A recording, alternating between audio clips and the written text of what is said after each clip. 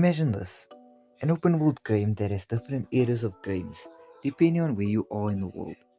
The world is being torn apart, and at some parts of this world, you can see that the world is splitting open, or that outer space is showing, or the skies is constantly dark, or there's something wrong with the skies at random points, but there's nothing you can do besides watch it expand out.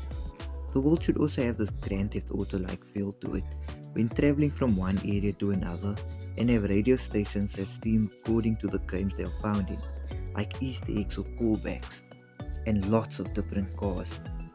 And all of these worlds you should be able to travel freely through, conversing with one another according to the area in which they were released in, or the area in which they were popularized in.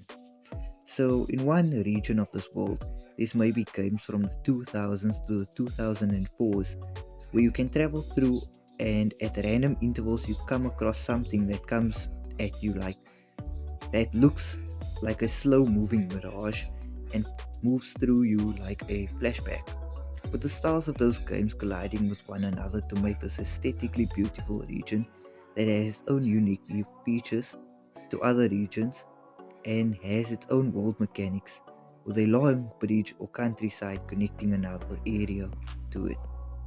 And while you're there on the countryside or the bridge, there's a bunch of places you can visit that's more to give players a break from exploring.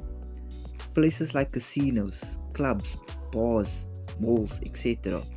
The main idea is that players can meet up with their friends in these spaces or chat or do things with them, with the purpose of being able to not only connect with their friends on one game, but to also save points or items they spend and buy and transfer them to their original games. In the 2005s to the 2009s, a different feeling to it, and so forth and so forth. I don't know much about games, so I can't really say which games I'd like to see if this had to come to fruition. But I'd like to see a concept like this being developed by multiple games developers, simply because I can't develop games myself, and I believe it would be a beautiful homage to games that may have been lost through time, being outdated before they could be played. I don't know if I covered everything, but okay, back to the show. Anyways, this gravy train doesn't end here, but I did want to do this and to commit myself to not giving up on coloring, which I am prone to do.